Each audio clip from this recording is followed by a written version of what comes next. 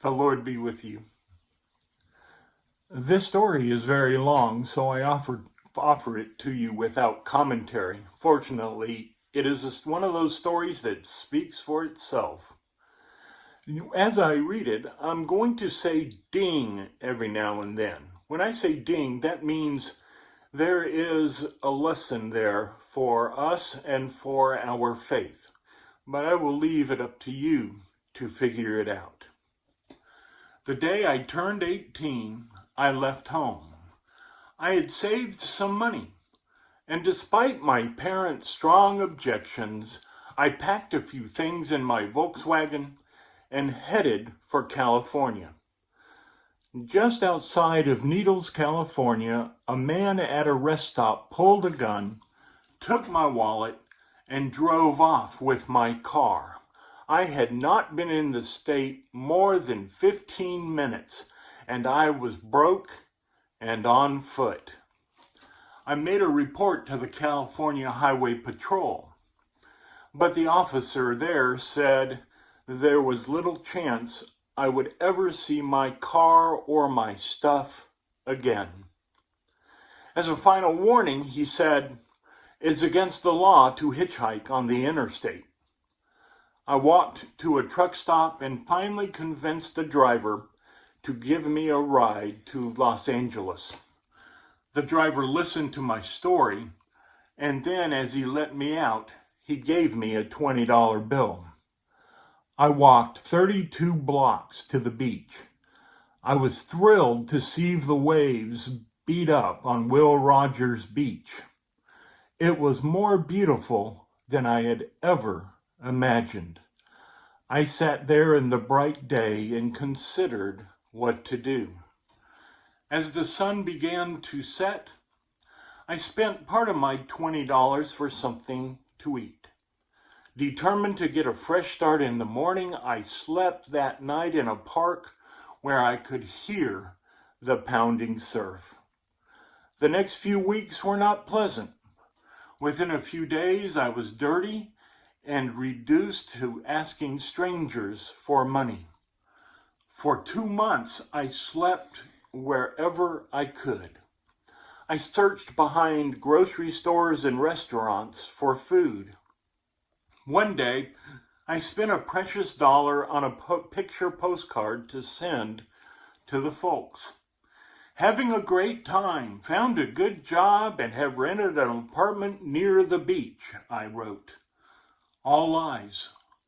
But I was too embarrassed to tell my folks of my situation. Ding. I got into a routine. Every morning I would walk down Santa Monica Boulevard and hold out my hand and ask everyone I passed, "Do you have any extra change?" One day a lady gave me $1. I quickly stuck it into my pocket and approached the next person coming down the street. I stuck out my hand and looked at him, but didn't say anything. I couldn't.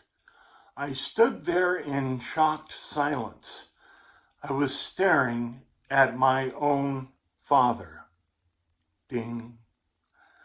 I was instantly embarrassed, and then I realized he didn't recognize me. As he fumbled for some change, I realized that I had lost a lot of weight, and behind the beard and dirty clothes, he could have easily passed me by. Ding. Then, without really thinking about it, I said, "Dad, it's me, Scotty." Tears came instantly to both our eyes. Ding. He stood there in silence for a few moments, then said, "Son, I've been looking for you." Ding. Despite the filth and the smell, he hugged me close to himself. Ding. To shorten a long story, within 24 hours I was clean, shaven, and on a plane back to Nebraska. I was sitting behind my dad, and I was going home. Ding. I feel very good knowing that once he had received my postcard, he came looking for me. I was not really like the boy in the prodigal son parable. I just wanted to make my own way in the world. Ding. I was not really a bad kid. Ding. I just got into a lot of trouble because of my naive, youthful outlook on life. And then I stayed in trouble because my pride would not let me ask my folks for help. Ding. Well, that was years ago. Both my mom and dad have passed away now. In fact, I live in their house, the one I left so long ago. I realize now just how young and foolish I was back then. But I'll tell you something that is a lot more foolish than that. That day in Santa Monica, all I had asked from my dad was any spare change. Yet he would have willingly given me all he had. Ding. No commentary, but I do end with one of the most hopeful verses in the Bible. Romans 8:32. He who did not spare his own son, but gave him up for us, will he not also graciously give us everything we ask? Ding and amen.